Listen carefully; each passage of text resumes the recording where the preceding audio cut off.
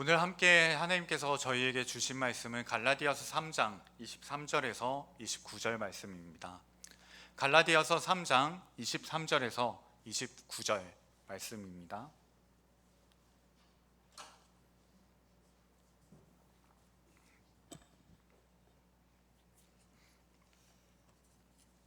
갈라디아서 3장 23절에서 29절 말씀입니다.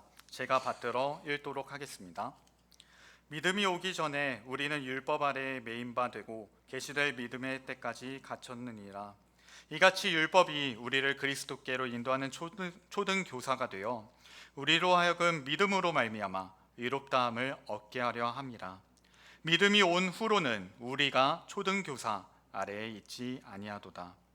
너희가 다 믿음으로 말미암아 그리스도 예수 안에서 하나님의 아들이 되었으니 누구든지 그리스도와 합하기 위하여 세례를 받은 자는 그리스도로 옷 입었느니라. 너희는 유대인이나 헬라인이나 종이나 자유인이나 남자나 여자나 다 그리스도 예수 안에서 하나이니라. 너희가 그리스도의 것이면 곧 아브라함의 자손이요 약속대로 유업을 이을 자니라. 아멘.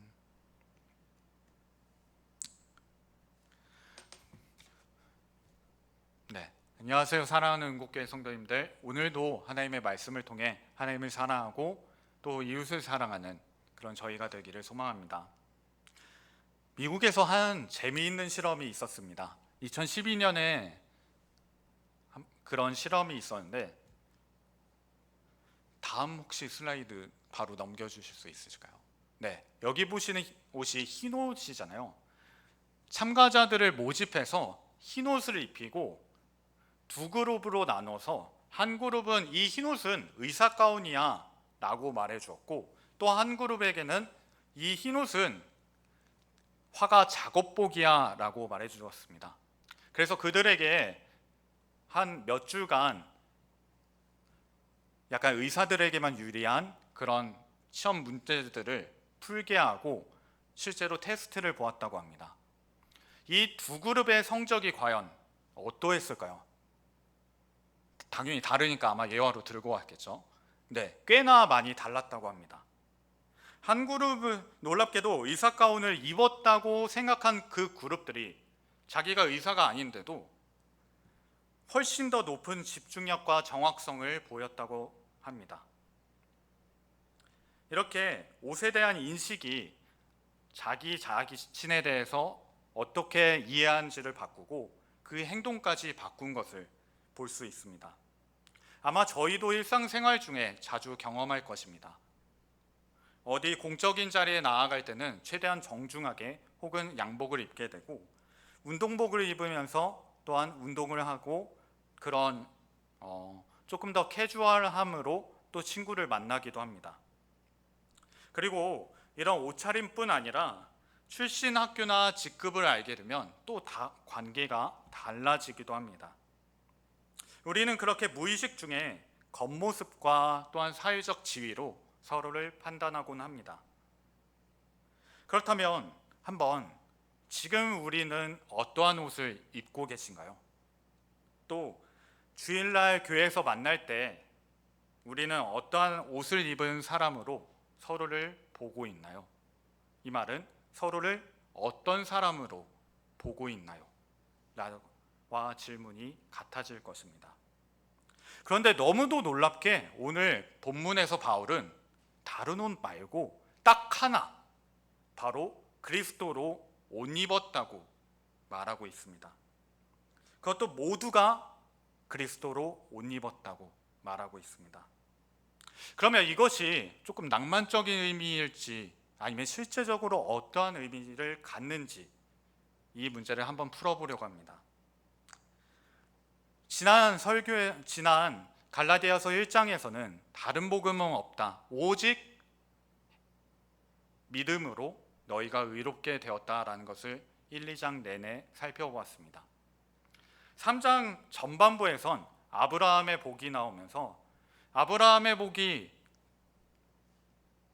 너로 말미암아 모든 민족이 모든 족속이 복을 받게 될 것이다 라는 그 아브라함의 복이 율법 전에 주어졌고 때문에 믿음으로 의롭게 된 그 아브라함의 복이 제일 먼저 일어났기 때문에 우선적이고 특별히 그것이 예수 안에서 이루어졌다라고 3장 전반부는 말하고 있습니다.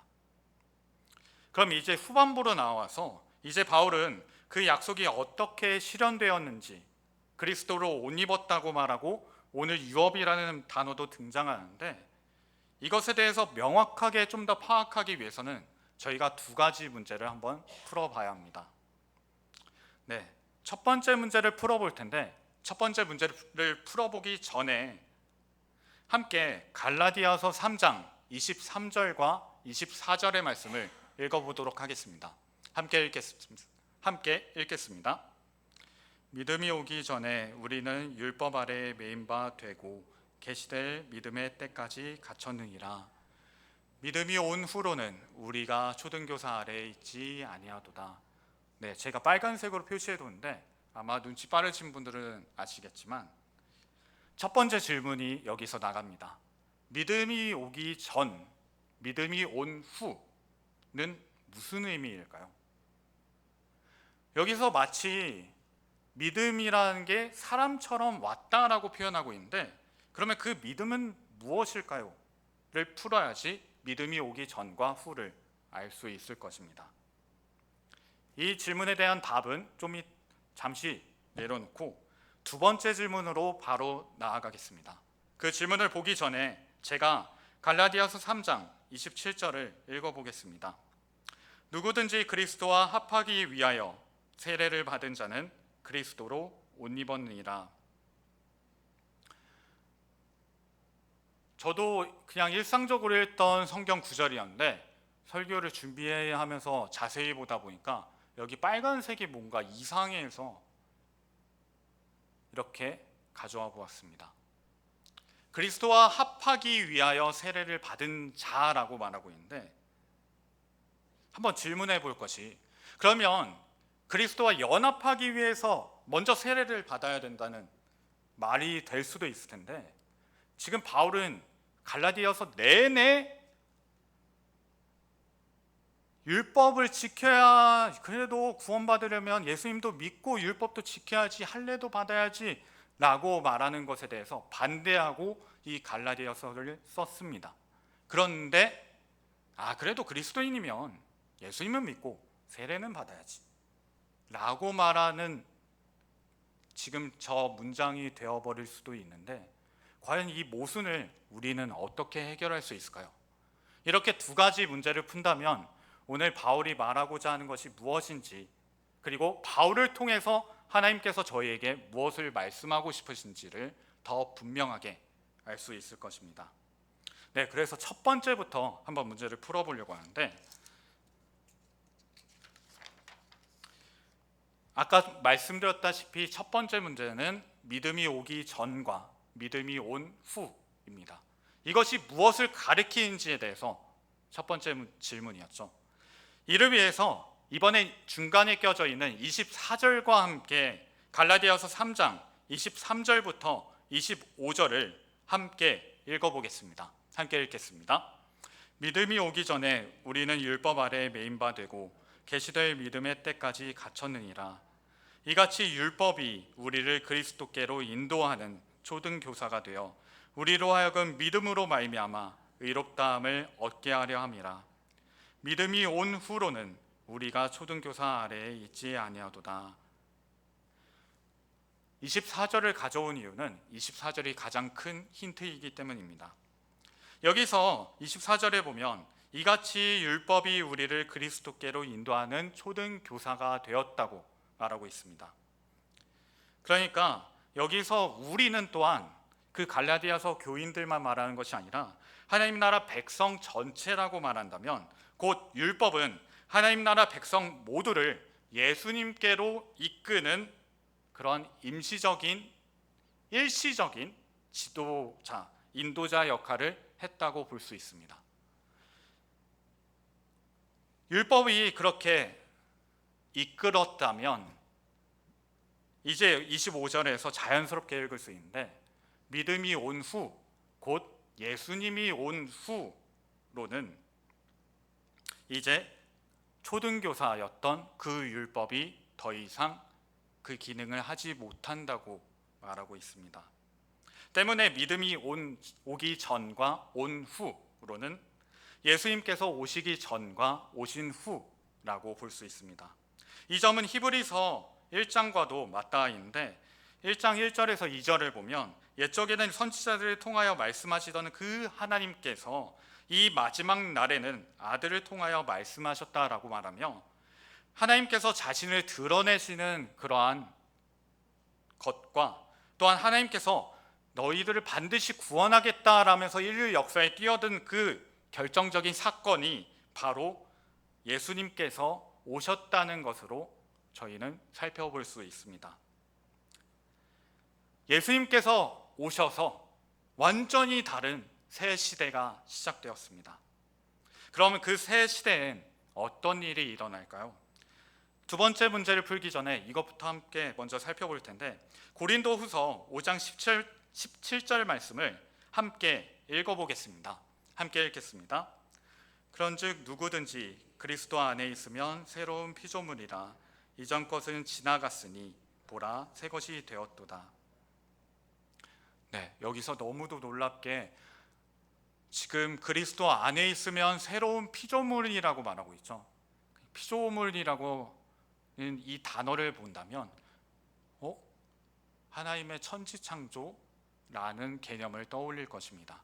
지금 창세기에서 너무도 위대하다고 생각하는 그 천지창조에 못지않은 엄청난 그 역사가 지금 바로 일어났다고 말하고 있습니다. 예수님 안에서 일어난 그 놀라운 변화는 단순히 한 신자가 믿음을 고백해서 변화했다라는 정도를 넘어서 하나님이 온 세상을 새롭게 하셨다라고 새로운 창조를 이루어내셨다라고 말하고 있습니다.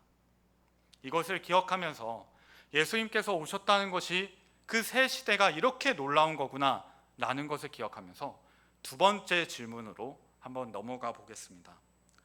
두 번째 질문은 아까 누구든지 그리스도와 합하기 위하여라는 구절이 뭔가 이상하다는 질문이었습니다. 함께 다시 한번 그 문제를 보기 위해서 갈라디아서 3장 27절 말씀을 읽어보겠습니다. 함께 읽겠습니다. 누구든지 그리스도와 합하기 위하여 세례를 받은 자는 그리스도로 옷 입었느니라. 개역개정에서 본다면 그리스도와 합하기 위하여 곧 내가 그리스도와 연합하려면 세례를 받아야 되는구나. 물론 바울이 말하는 세례는 저희가 일상적으로 생각하는 세례와 다른 수도 있지만 그 세례를 합하기 위한 수단으로 생각할 수 있습니다. 이 말은 그래도 예수님과 합하려면 세례 받아야 되겠다라고 생각할 수 있습니다. 그런데 아까 말씀드렸다시피 뭔가 이상한 것은 과연 세례가 우리의 구원을 보장하냐는 질문이었습니다. 그래서 이 부분을 조금 더 헬라어로 살펴본다면 사실 두 가지 번역 다 가능합니다. 먼저 첫 번째로 지금 개역개정에서의 번역처럼 그리스도와 연합하기 위하여 세례를 받은 자라고도 가능하고, 두 번째 가능성은 그리스도 안으로 연합하여 세례를 받은 자도 가능합니다. 그러면 이 두 가지 번역 중에 무엇이 더 적절한지를 저희는 판단해야 합니다. 바울은 갈라디아서 내내 바울이 쓴 편지 전체에서 그리스도를 믿게 되었기 때문에 너희가 의롭게 되었다라고 말하고 있고, 이 말은 곧 성도가 되었다라고 말하며 바울만 그렇게 말하는 것이 아니라 사실 성경 전체가 저희가 하나님을 믿게 된 것, 저희가 성도가 된 것, 그 이유가 인간의 어떠한 요소 단 하나도 첨가되지 않고 단 하나도 고려되지 않고 오직 하나님께서 우리를 구원하셨다고 증언하고 있습니다. 그런데 이제 와서 그래도 예수님과 연합하려면 세례는 받아야지 라는 말은 적절하지 않을 것입니다. 하나님께서 우리 성도를 예수님 안으로 먼저 이끄셨기 때문에 우리는 예수님을 믿게 되었습니다. 따라서 연합하기 위하여 세례를 받은 자라는 표현보다는 그리스도 안으로 세례를 받은, 그리스도 안으로 연합하여 그리스도와 연합하게 되어서 세례를 받은 자들이라는 번역이 좀 더 정확할 것입니다. 때문에 우리말 성경은 이렇게 번역하고 있습니다. 함께 우리말 성경으로 이 구절을 다시 한번 읽어보겠습니다. 함께 읽겠습니다. 그리스도와 합해 세례를 받은 사람은 모두 그리스도로 옷 입었기 때문입니다. 아까 말씀드렸다시피 예수님께서 직접 오신 것은 인류 역사상 가장 큰 사건이었습니다. 인류 역사가 완전히 뒤바뀌어 버렸습니다. 그런데 더 놀라운 것은 그 아까 말씀드린 새 창조 가운데 그렇게 완전히 변화된 성도들을 예수님 안으로 연합할 수 있게 되었다라는 것이 또한 놀랍습니다. 바울은 이 그리스도와의 연합을 또 다른 그림 언어로 표현합니다. 이것이 바로 아까 서두에서 보았던 옷이었습니다. 하나님께서는 그 하나님의 은혜로 이미 그리스도와 하나 되게 하셨고, 그 이미지로 하나님께서 입혀주신 새 옷을 가진 자로 저희 성도들은 살아가게 되었습니다. 그러면 바울이 사용할 표현을 조금 더 자세히 보면 이것은 열심히 노력해서 입어야 할 옷이 아닙니다. 이미 입혀진 옷입니다. 마치 어머니께서 자녀에게 사랑스러운 시선으로 너무도 귀하고 너무도 이쁜 옷을 자 이제 너희 옷이야 라고 말하는 것처럼 하나님께서 우리에게 그리스도로 옷을 입혀주신 것은 이미 완성되었습니다. 구약 성경은 이것을 어떻게 보고 있는지 더 풍성하게 알 수 있는데 함께 이사야서 61장 10절을 읽어보겠습니다. 함께 읽겠습니다. 내가 여호와로 말미암아 크게 기뻐하며 내 영혼이 나의 하나님으로 말미암아 즐거워하리니 이는 그가 구원의 옷을 내게 입히시며 공의의 겉옷을 내게 더하심이 신랑의 사모를 쓰며 신부가 자기 보석으로 단장함 같게 하셨습니다. 하나님께서 직접 입혀주신 그 구원의 옷, 공의의 옷, 그리고 신랑과 신부가 단장한 그 혼인 예복처럼 하나님과의 그 언약적 사랑을 그 옷이 보여주고 있습니다. 오늘 사회뿐만 아니라 고대 사회에서는 옷이 더욱더 중요했습니다. 옷이 바뀌었다, 옷이 다른 옷을 입는다라는 것은 신분과 정체성이 완전히 변했다라고 볼 수 있습니다. 대표적인 예로 요셉만 그 형제들 중에서 야곱의 형제들 중에서 요셉만 채색 옷을 입었었고 대제사장은 또한 거룩한 옷을 따로 입었습니다. 요셉의 채색 옷은 아버지의 사랑받는 아들이라는 것을 보여주었고 대제사장의 거룩한 옷은 하나님 앞에 나아갈 자격을 보여주었습니다. 이제 이보다 훨씬 더 놀라운 옷이 바울이 말하고 있고 그리스도의 옷도 마찬가지입니다. 우리의 진짜 신분을 보여주는 것으로 우리가 교회에서 서로 볼 때 저 사람은 어디 직장에 다니고 있고 페이는 얼마야, 교회 열심히 봉사하고 있고 그래 라는 것을 또 당연히 필요하겠지만 그보다 제일 먼저 저분은 정말 하나님의 자녀구나, 우리가 함께 하나님의 가족이구나 라는 것을 보아야 합니다. 또한 27절에서 그리스도로 옷 입었다 라는 말은 저희 개인만, 저희 각자만 이야기하는 것이 아니라 분명히 복수 형태, 아까 특별히 모두라는 단어를 보셨을 텐데 우리 모두가 같은 옷을 입었다고 말하고 있습니다. 같은 교복을 입은 학생들을 한번 생각해 보면 1학년이든 3학년이든 성적이 좋든 나쁘든 같은 교복 앞에서는 모두가 같은 학생입니다. 우리도 마찬가지입니다. 직업이 다르고 성장 배경이 다르고 학력이 다르고 경제적 상황이 다르더라도 같은 하나의 그리스도라는 옷 안에서 하나님의 자녀입니다. 이렇게 두 번째 문제까지 풀어보았는데, 그렇다면 이것을 통해서 갑자기 28절에서 모든 구분이 사라진다고까지 말하고 있는데, 아까 완전히 새로운 시대가 임했고 그 새로운 시대에 임한 만큼 저희의 정체성이 바뀌었다고 말씀을 드렸습니다. 그렇다면 이것이 어떻게 현실에서 저희가 누릴 수 있을까요?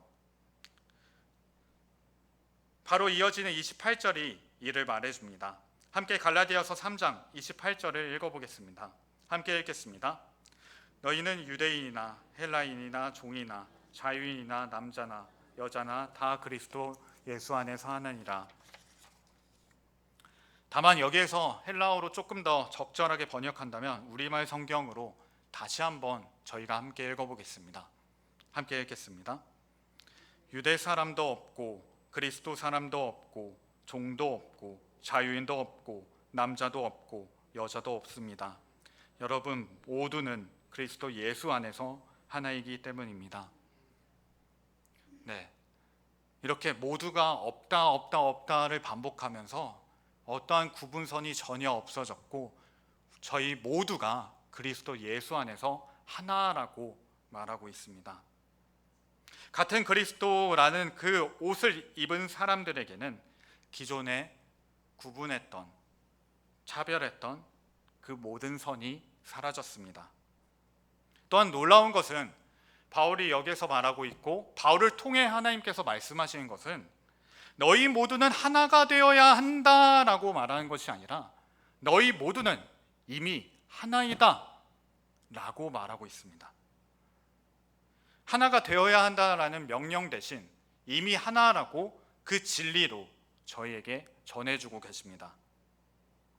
당대 사람들은 도무지 상상할 수 없던 그 종교적 우월감으로 갈랐던 유대인과 비유대인들이, 그리고 경제적으로 사회적으로 차별받았던, 그리고 나뉘어졌던 그 계급이, 그리고 성별 차별이, 그 모든 차별과 구분 자체가 완전히 그리스도 예수 안에서 사라졌다라고까지 말하고 있습니다. 그렇다면 그렇게 완전하게 하나 된 공동체는 함께 무엇을 누리게 될까요? 바울은 29절에서 그 답을 제시하고 있습니다. 함께 갈라디아서 3장 29절 말씀을 읽어보겠습니다. 함께 읽겠습니다. 너희가 그리스도의 것이면 곧 아브라함의 자손이요 약속대로 유업을 이을 자니라 라고 말하고 있습니다. 여기서도 너가 그리스도의 것이면이 아니라 너희가 그리스도의 것이면 이라고 말하면서 저희 개개인을 넘어서 공동체 전체가 함께 무언가를 받는다라고 말하며 그 받는 유산이 유업이 있다고 말합니다. 그리고 갈라디아서 3장 14절에서 그 정체를 말해 주었는데 이미 그 약속의 핵심은 바로 성령님이었습니다. 제가 로마서 8장 14절과 17절 상반절 말씀을 읽어보겠습니다. 무릇 하나님의 영으로 인도함을 받은 사람은 곧 하나님의 아들이라. 자녀이면 또한 상속자 곧 하나님의 상속자요 그리스도와 함께한 상속자니 라고 말하면서 성령님을 통해서 저희는 하나님과 직접적인 관계를 할 수 있게 되었고 의롭다 하심을 대신 받게 되었고 진정한 자유가 무엇인지 알게 되었고 공동체가 하나 된다는 것이 무엇인지 알게 되었습니다. 이 말을 조금 더 풀어본다면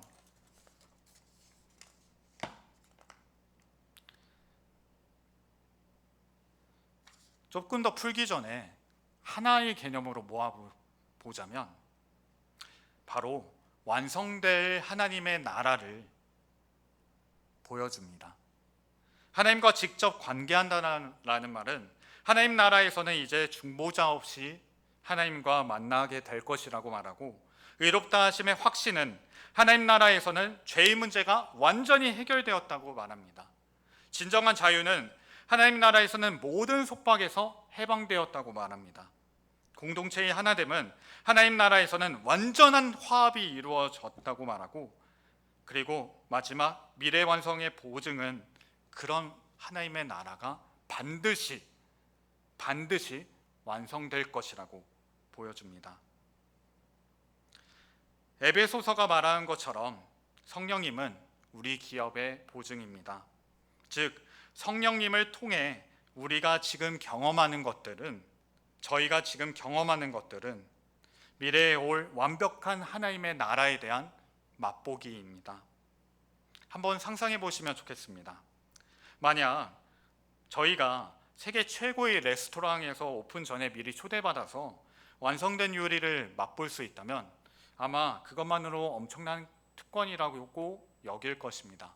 그런데 이와는 비교도 될 수 없는 엄청난 특권이 저희에게 주어졌고, 그것이 바로 완성될 그 하나님의 나라를 다른 곳이 아니라 교회에서 함께 맛볼 수 있다는 사실입니다. 이런 나라가 있다면 어떠할까요? 모든 차별이 없고 완벽한 사랑이 이루어지고 완벽한 나눔이 이루어지고 모든 갈등이 해결되어서 화평한 곳. 하나님 나라에서는 모든 차별이 완전히 사라집니다. 우리는 그것을 지금 교회에서 미리 경험해 가고 있습니다. 하나님 나라에서는 완벽한 사랑과 나눔이 있습니다. 우리는 그것을 지금 공동체에서 미리 맛보고 있습니다. 하나님 나라에서는 모든 갈등이 해결되고 화평이 완성됩니다. 우리는 그 화평의 능력을 지금 세상에서 미리 보여주게 되었습니다. 이러한 엄청난 특권 가운데 우리가 살아가라고 하나님께서 성령님을 선물로 저희에게 보내주셨습니다. 그러면 하나님 나라를 미리 맛보게 하기 위해 성령님께서 교회를 사용하신다라고까지 저희는 파악할 수 있을 것입니다. 이제 구분이 완전히 그 실제가 해체되어서 하나님 나라에서는 완전히 사라질 그 모든 차별에 대해서 지금부터 저희의 마음에 존재하는 그 차별에 대한 기준들을 하나하나 삭제해 보시기를, 제거해 보시기를 그렇게 말씀드립니다. 예를 들자면 교회에서 성도분들을 만날 때 어떤 직업을 가졌어요? 라고 묻기 전에 당신의 하나님은 어떤 분인가요? 라고 묻는 것으로부터 시작될 것입니다. 저도 선교단체 간사로 섬기던 시절 학생들의 학업 성취 능력이나 수련회 참석을 얼마나 잘하나 같은 외적인 기준으로 평가하곤 했습니다. 그러나 이것은 하나님께서 보시는 눈과는 전혀 다른 태도였습니다. 이제는 그리스도로 옷 입은 자로 곧 하나님의 자녀로 서로를 바라보아야 한다는 것을 배워가고 있습니다. 그리고 두 번째로는 하나님 나라의 나눔 체계를 미리 함께 실현해 봅시다. 누군가 주위에 어떤 필요가 보인다면 그것이 물질적이든 혹은 영적이든 먼저 그분을 위해 함께 기도합시다. 하나님 나라에서 그 완벽한 그 하나님의 나라에서 정말 살아가는 저 사람을 위해서 기도하고 싶다고 그 마음이 생기지 않더라도 먼저 마음부터 달라고 함께 기도합시다. 사도행전 2장 44절에서 47절은 믿는 사람이 다 함께 있어 모든 물건을 서로 통용한다고 말하면서 그 하나님 나라가 교회 안에서 어떻게 실제로 구현되는지를 미리 보여줍니다.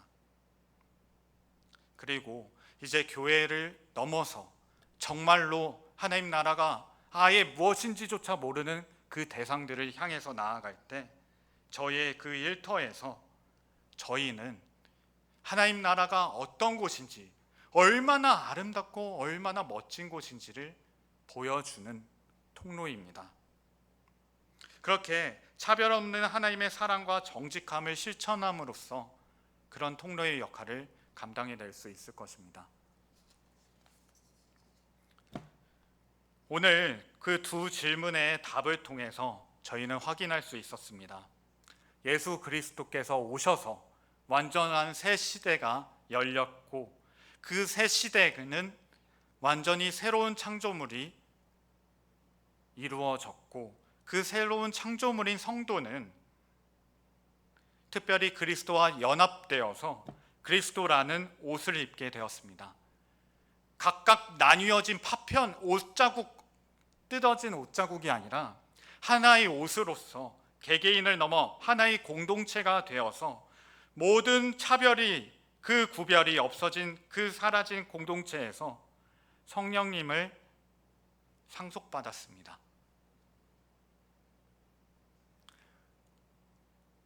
앞으로 한번 교회에서 소그룹을 할 때 그렇게 하나님께서 어떤 마음을 오늘 주셨나요? 라고 먼저 물어보는 것으로 저희는 실현할 수 있을 것입니다.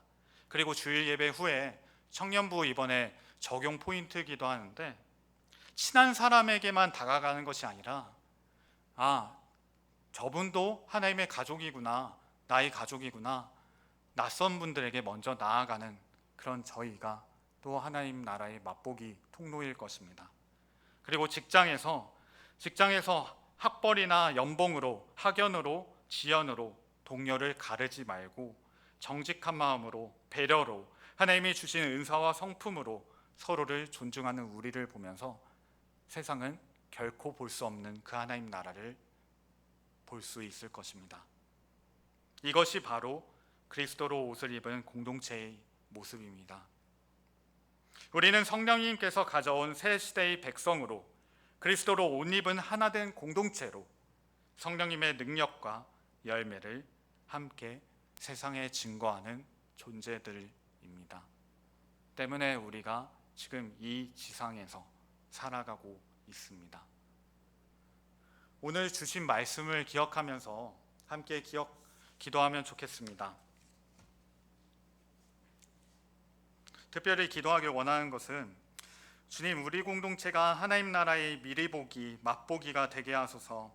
서로의 필요를 외면하지 않고 기도와 사랑으로 돌보게 하시며, 물질과 마음을 나누어 세상 사람들이 보기에 저곳은 정말 하나님의 나라구나 라고 느낄 수 있는 저희 교회가 되게 하소서.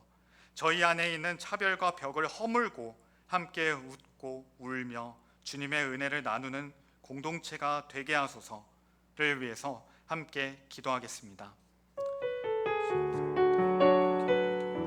오늘도 그렇게 저에게 그 말씀을, 특별히 믿는다는 것이 무엇인지, 믿음으로 이롭게 됐다는 것이 저희 각자만을 위해서가 아니라 그것을 초월하여서, 그것을 넘어서 그렇게 믿음을 얻게 된, 구원받게 된 성도들이 모여서 하나님께서 이미 하나가 되게 만드셨고, 그 하나가 된 저희를 특별히 교회 공동체라 부르시면서 그 교회 공동체로 저희를 사용해 주심에 감사합니다. 주님, 그 엄청난 특권 가운데 이 특권을 놓치지 않고 이 특권에 오히려 추구함으로써, 감사함으로써 나아갈 수 있도록 저희를 이끌어 주시옵소서.